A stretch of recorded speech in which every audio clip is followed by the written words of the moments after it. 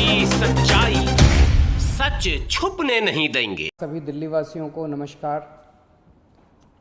Corona के cases बहुत तेज़ी से बढ़ रहे हैं और पिछले 24 घंटे में अभी जो रिपोर्ट आई है मेरे पास, उस पिछले 24 घंटे में 13,500 केसेस हो गए हैं।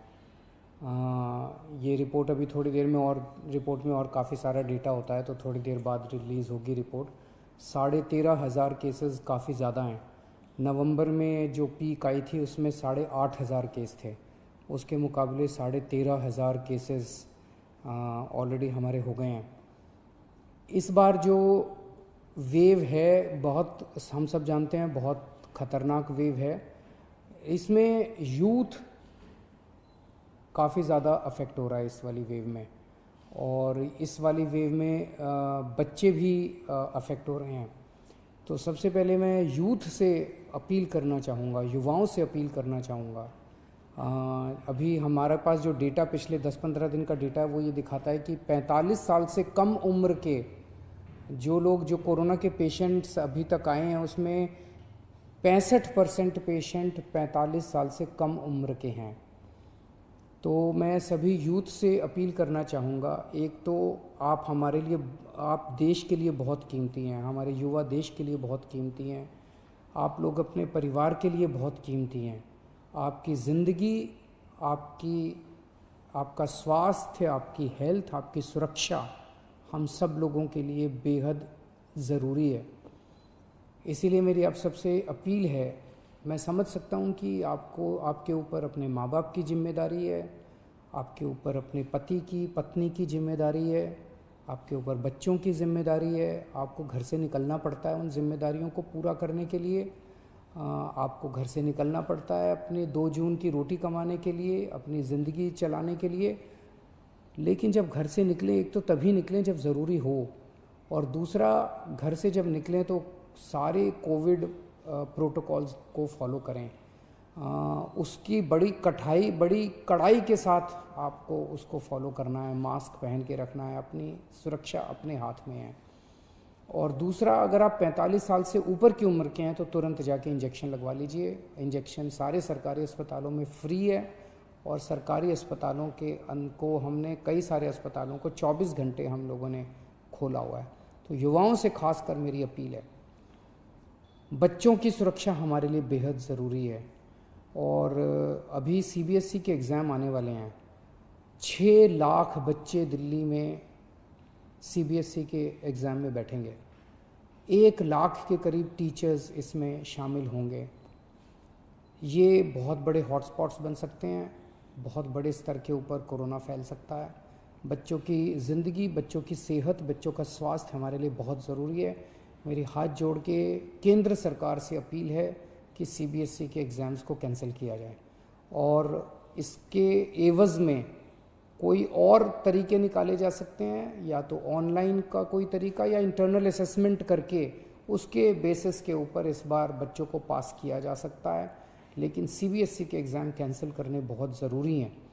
मैं और कई देशों के उदाहरण देख रहा था, कई देशों ने, जहाँ जहाँ सेकेंड वेव का प्रकोप आया है, कई देशों ने अपने अपने एग्ज़ाम्स कैंसिल कर दिए हैं।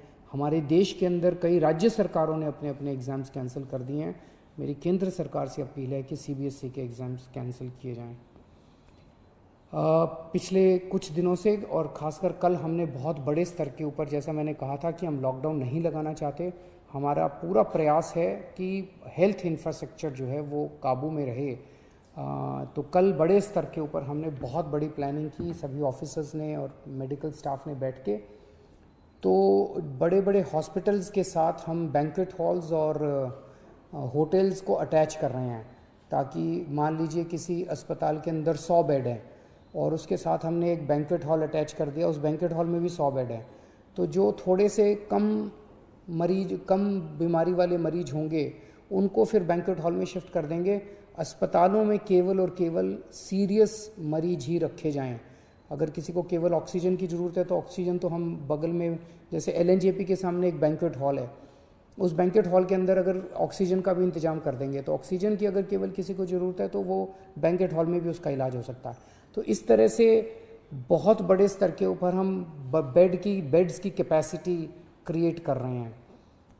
कुछ हॉस्पिटल्स को, सरकारी भी और प्राइवेट भी, कुछ हॉस्पिटल्स को हम लोगों ने 100% कोविड डिक्लेयर किया है। मैं इस बारे में मैं सबकी सहयोग की अपेक्षा करता हूँ, सबसे सहयोग की अपील करता हूँ। मैं उम्मीद करता हूँ कि सभी हॉस्पिटल वाले, सभी के मैनेजमेंट और सभी लोग इसमें हमारी मदद करेंगे। मैं समझ सकता हूँ कि जो दूसरी नॉन कोविड बीमारियाँ हैं, अभी भी दिल्ली में केवल ये 14 नहीं है, बहुत सारे हॉस्पिटल्स हैं, लेकिन दिल्ली में अगर किसी जो प्लान्ड सर्जरीज़ हैं अपनी, जैसे मान लीजिए किसी को नी रिप्लेसमेंट कराना है, किसी को, ये महीना, 2 महीना, 3 महीना डिले हो सकते हैं। जो इमरजेंसीज़ होंगी दिल्ली में, उसके लिए अभी भी सफिशेंट कैपेसिटी है अपने पास नॉन कोविड बीमारियों के लिए, कई सारे अस्पताल अभी भी हैं। लेकिन जो प्लान्ड सर्जरीज़ हैं वो ज़्यादा होती हैं, इमरजेंसीज़ कम होती हैं, वो अब हम थोड़ा सा डिले कर लें। दूसरी चीज़, इस टाइम जैसा मैंने कहा कि सबसे इम्पॉर्टेंट हमारे लिए होगा कि हम अपनी अस्पताल की मैनेजमेंट को कितना कड़ाई के साथ हम इसको ठीक कर रख पाते हैं। अगर हमने हॉस्पिटल्स की और हेल्थ इंफ्रास्ट्रक्चर के मैनेजमेंट को ठीक कर लिया तो हम इस वेव को बहुत आसानी के से, बहुत अच्छे से हम इसको पार पाएंगे। तो हमने एक और एक्सरसाइज कल से शुरू की है कि एक एक पेशेंट जो हॉस्पिटल्स के अंदर हैं उनको ये देखा जा रहा है कि अगर ये हॉस्पिटल, डॉक्टर्स चेक कर रहे हैं, सभी डॉक्टर्स चेक कर रहे हैं कि अगर वो पेशेंट घर में ट्रीट हो सकता है तो उस पेशेंट से रिक्वेस्ट की जा रही है कि आप अस्पताल का बेड खाली कर दीजिए, आपका घर चले जाइए। घर पे हम घर पे जब आपको भेज रहे हैं तो अपना पल्ला नहीं झाड़ रहे, हाथ नहीं झाड़ रहे, हम घर के ऊपर अंदर भी, आप जब घर जाएंगे आपकी हम कांस्टेंट मॉनिटरिंग करेंगे। हमारे डॉक्टर्स आपको लगातार फ़ोन करते रहेंगे। आप जब घर जाएंगे आपको ऑक्सीमीटर देके भेजेंगे। अगर आपकी घर में बीमारी जरा सी भी गड़बड़ हो गई तो वापस आपको हॉस्पिटल ले आएंगे। तो हॉस्पिटल में, प्राइवेट में भी और सरकारी में भी हम डॉक्टर्स की टीम्स, वहीं लोकल डॉक्टर्स की टीम्स एनालाइज कर रही हैं हर हॉस्पिटल की, कि अगर आपको बेड की ज़रूरत नहीं है तो आपसे रिक्वेस्ट किया जाएगा कि आप घर जाके अपना इलाज करा लीजिए या बगल के बैंक्वेट हॉल में या वो दूसरे होटल में शिफ्ट हो जाइए। इसमें मेरी सबसे रिक्वेस्ट है कि आप डॉक्टर्स की सलाह के मुताबिक उनके साथ कोऑपरेट करें, उसमें ज़िद ना करें, बिकॉज़ हमें पूरी दिल्ली को संभालना है। हमारे लिए हर जान कीमती है, आपकी जान भी कीमती है, इनकी जान भी कीमती है, इनकी जान भी कीमती है, सबकी जान अपने को इस टाइम बचानी है, सबकी स्वास्थ्य की चिंता करनी है। एक दिल्ली के सभी लोगों से मेरी अपील है, पिछली बार जब कोरोना हुआ था आप सब लोगों ने बढ़ चढ़ के प्लाज्मा डोनेट किया था। पिछले 3-4 महीने कोरोना का प्रकोप कम हो गया था, लोगों ने प्लाज्मा डोनेट करना बंद कर दिया, प्लाज्मा की डिमांड भी बहुत कम हो गई। अभी स्टॉक में प्लाज्मा बहुत कम है और डेली प्लाज्मा की बहुत ज़्यादा डिमांड आ रही है। आप सब लोगों से निवेदन है कि अगर आप पिछले कुछ दिनों में बीमार हुए और ठीक हो गए हैं तो आप प्लीज़ अब LNJP में, राजीव गांधी में और ILBS में जाके आप प्लीज़ प्लाज्मा डोनेट कीजिए ताकि आपके प्लाज्मा से दूसरे लोगों को बचाया जा सके। यही टाइम है जब हमें एक दूसरे की मदद करनी चाहिए। अपना स्वार्थ छोड़ के, चाहे पड़ोसी की मदद है, चाहे दिल्ली में किसी और की मदद है, चाहे देश में किसी की मदद है, हम सब लोग अगर मिल के एक परिवार की तरह, मैं बार बार कहता हूँ ना कि दिल्ली वाले हम सब एक परिवार हैं, अगर हम एक परिवार की तरह काम करेंगे तो हमने जैसे 3 वेव, पिछले 1 साल में 3 वेव का मुकाबला किया था, ये चौथी वेव का मुकाबला भी हम सक्सेसफुली कर लेंगे। नमस्कार।